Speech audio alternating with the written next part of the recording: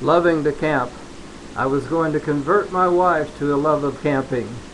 We were lying in our tent right now, and I remembered earlier in the evening how we came and we picked out a wonderful camp spot.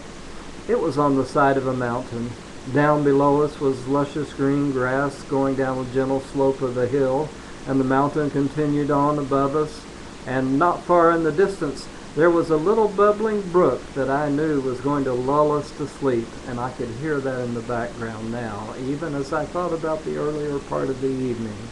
I looked over and I saw our 4 children, who ranged in age from 2 to 8 years old at that time, and we had just enjoyed a gourmet meal of hot dogs which I had prepared after I had positioned my wife in a lawn chair and had her prop her feet up on the cooler while I had an electric fan blowing on her. Now in the tent we had a full-size mattress so she would not have to sleep on the hard ground. All things were going well. We were being lulled to sleep by that little bubbling brook. But then I heard a sound. It went splat, splat, splat, splat. I knew that it was raindrops.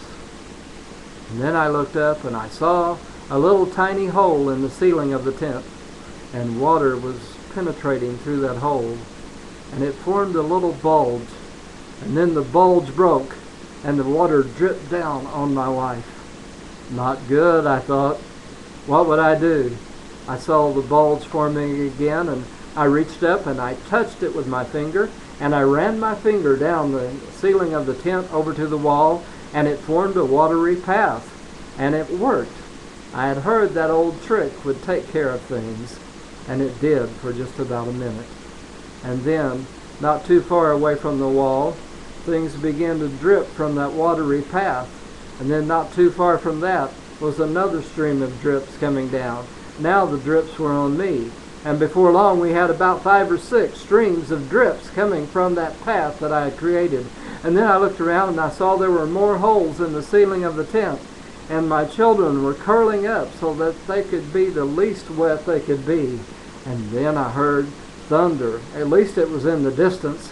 Lightning was flashing, but it was not close to us, so I was not worried about that.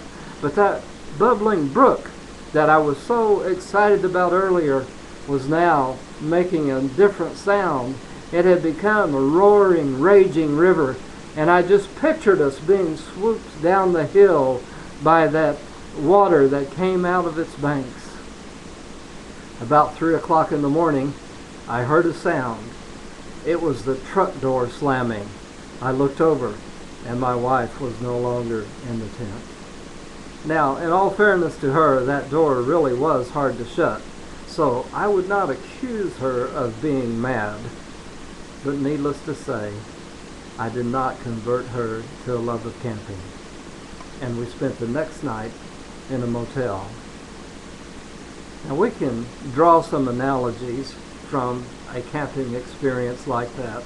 How many of you have been camping? How many of you have gone on a trip like that and things did not turn out as you expected? Or how about in your life? Has it come to a point in your life where things are not turning out as you expected them to? Well, one of the principles that comes for living life and loving it, and is the first letter of the acrostic of the word loving, is the principle of leaving. I have good news for you. The past is in the past. The past cannot be undone. But the future is completely open. Whenever we leave in a marriage, we are to leave our father and mother. We are to leave our past relationships. But in any area of life, when we leave our past behind, that helps us out. We bring baggage from the past with us to anything that we approach. And sometimes we allow that to penetrate us and put in our minds a victim mentality. Now, no doubt, sometimes there are things from the past that do affect our personalities and affect how we are today. But really, we need to take responsibility for who we are now, and if we need help in forgiving ourselves for something we have done in the past, or if we need help in forgiving others for things they have done for us, then we should take every means possible to learn how to cope with that experience that we've had in our life, and to be able to learn how to forgive. Now, it may be that we need to learn how to forgive our spouse. It may be that we need to learn how to forgive other family members. It may be that we need to learn how to forgive some that we work with who have wronged us in the past.